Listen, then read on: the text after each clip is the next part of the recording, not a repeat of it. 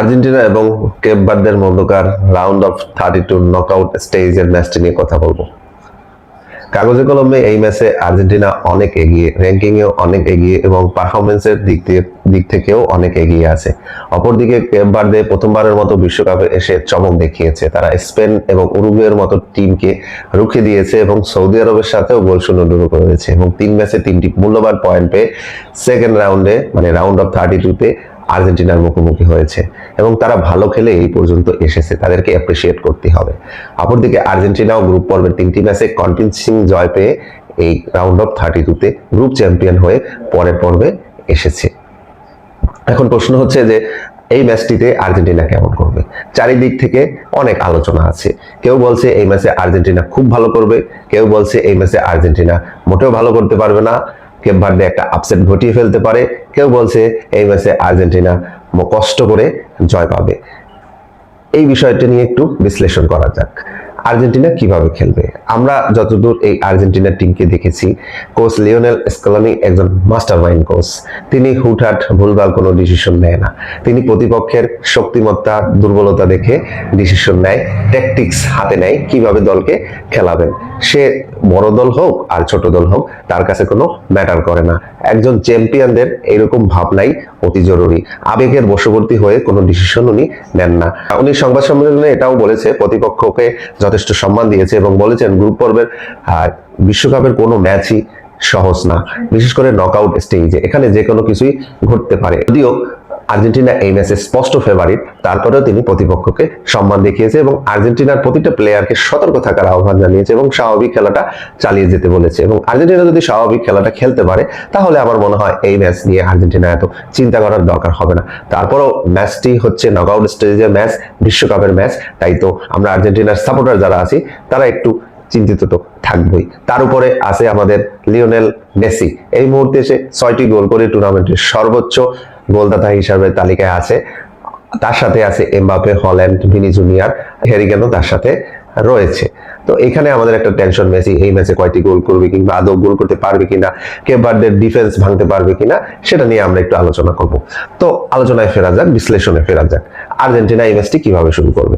দেখেন, আর্জেন্টিনা এই ম্যাচ স্বাভাবিক একাদশ নিয়ে খেলবে। জর্ডানের সাথে আর্জেন্টিনার পরিবর্তিত যে একাদশটি ছিল, সেই একাদশটিকে আমরা হয়তো মাঠে দেখতে পাবো না। পূর্ণ শক্তি নিয়ে আর্জেন্টিনা মাঠে নামবে। আর্জেন্টিনার ডিফেন্সে ক্রিস্টিয়ান রোমেরো ও লিসান্ড্রো মার্টিনেসের শুরু করার কথা আছে। ওদিকে মলিনা অথবা মেদিনা যে কেউ স্টার্ট করবে। মিডে 3 ম্যান ব্যাকলাইন থাকবে, মিডে ম্যাকঅ্যালিস্টার, এনজো, ডিপল এবং মেসির সাথে স্টার্টিং মনে হয় লাউতারো মার্টিনেজ থাকবে আর ওই সাইডে আলমাদা থাকবে। এবার আসি কেপ ভার্দে কিভাবে ম্যাচটি দেখছে কিংবা কিভাবে ম্যাচটি খেলবে। কেপ ভার্দের টার্গেট থাকবে আর্জেন্টিনাকে যতটুকু সম্ভব আটকিয়ে রাখা, লো ব্লক ডিফেন্স করে আর্জেন্টিনার মনোসংযোগ ভেঙে দেওয়া এবং কোনো মতে 90 মিনিটস কাটিয়ে দেওয়া, তারপর ম্যাচটি পেনাল্টিতে নিয়ে যাওয়া। অবশ্য 90 মিনিটসের পরে আরো 30 মিনিটস খেলা হবে, তারপর পেনাল্টি কিকে নিয়ে যাওয়া। এবং পেনাল্টি কিকে যদি কেপ ভার্দে কোনো মতে আর্জেন্টিনাকে নিতে পারে, আর্জেন্টিনা স্বাভাবিকভাবে একটু মানসিক দিক থেকে একটু দুর্বল থাকবে, সেই সুযোগটাই সর্বোচ্চ সুযোগটাই নিতে চাবে কেপ ভার্দে। কিন্তু আর্জেন্টিনার অপরদিকে আর্জেন্টিনা কি করবে। আর্জেন্টিনা সাধারণত এই বিশ্বকাপের আগে বিভিন্ন দুর্বলতম টিমের সাথে খেলে আসছে এবং তারা সবাই কেপ ভার্দের মতো লো ব্লক ডিফেন্সে খেলে এবং আর্জেন্টিনা জানে কিভাবে এই টিমগুলোর সাথে ডিল করতে হয়, কিভাবে এই টিমগুলোর সাথে খেলতে হয়। আর্জেন্টিনার মিডফিল্ড অত্যন্ত ক্রিয়েটিভ। আর্জেন্টিনার এক লিওনেল মেসি আছে, সে এই মুহূর্তে বিশ্বকাপের সবচেয়ে ক্রিয়েটিভ প্লেয়ার। যে কোনো মুহূর্তের থ্রু পাস, যে কোনো মুহূর্তের ডিফেন্সেরা পাস, যে কোনো মুহূর্তের প্লে মেকিং, যে কোনো মুহূর্তের তীব্র গতির শট, যে কোনো মুহূর্তের ড্রিবলিং এ ছিটকে যেতে পারে প্রতিপক্ষ। তাহলে তাই আপাতত আর্জেন্টিনার শিবিরের দুশ্চিন্তার কিছু নেই। মেসি যদি তার এখন যে ফর্মের 50%ও খেলে দিতে পারে এই ম্যাচে, তাহলে আর্জেন্টিনা সহজেই 2-3 গোল পেয়ে যেতে পারে এক মেসির মাধ্যমে। আর্জেন্টিনার একটা চিন্তার বিষয়, আর্জেন্টিনার ফরওয়ার্ডরা গোলে নেই। আর্জেন্টিনার লাউতারো মার্টিনেজ যদিও গত ম্যাচে গোল করেছে, কিন্তু হুলিয়ান আলভারেজ ইনজুরি জনিত কারণে, সমস্যার কারণে পুরো ফিট হয়ে খেলতে পারছেন না, সেদিক থেকে একটা টেনশনের কারণ হতে পারে। আবার এমন হতে পারে এই ম্যাচে হুলিয়ান আলভারেজ গোল করে তার ম্যাচ কনফিডেন্স ফিরিয়ে আনতে পারে, যেটা সামনের দিকগুলিতে কাজে লাগবে। তো আর্জেন্টিনা এই ম্যাচে কিভাবে খেলবে। আর্জেন্টিনার আক্রমণের উপরে আক্রমণ, যদি Cape Verde low block defence খেলে, তাহলে আর্জেন্টিনার চারিদিক থেকে আক্রমণ করবে, উইং দিয়ে আক্রমণ করবে, মিডফিল্ড দিয়ে আক্রমণ করবে, আর্জেন্টিনা মূলত মিডফিল্ড বেস দিয়ে আক্রমণ করবে এবং আর্জেন্টিনা যদি ওপেন প্লেতে গোল না পায় তাহলে আর্জেন্টিনা সেট পিস কাজে লাগাবে। আমরা জানি আর্জেন্টিনা সেট পিসে খুব ভালো, ফ্রি কিকের ডি বক্সের আশেপাশে যদি আর্জেন্টিনা ফ্রি কিক পায় তাহলে সেখান থেকে গোল বের করা আর্জেন্টিনার জন্য খুব একটা কঠিন হবে না।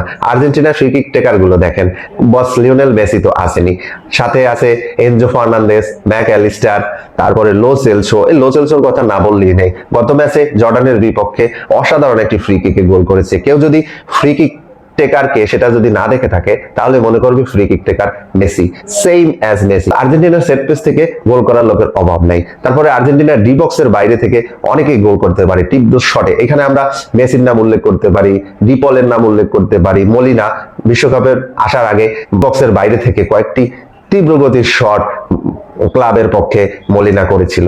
মেসি তো প্রায় ডি বক্সের বাইরে থেকে গোল করতে সিদ্ধহস্ত। ম্যাক অ্যালিস্টার আছেন।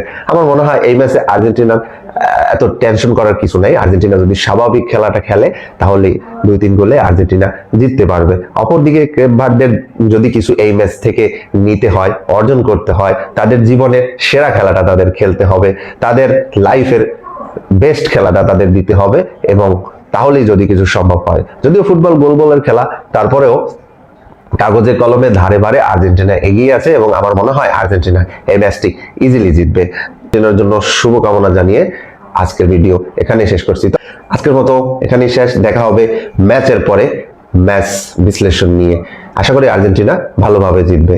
ভালো থাকুন, সুস্থ থাকুন, বাই বাই, আল্লাহ হাফেজ।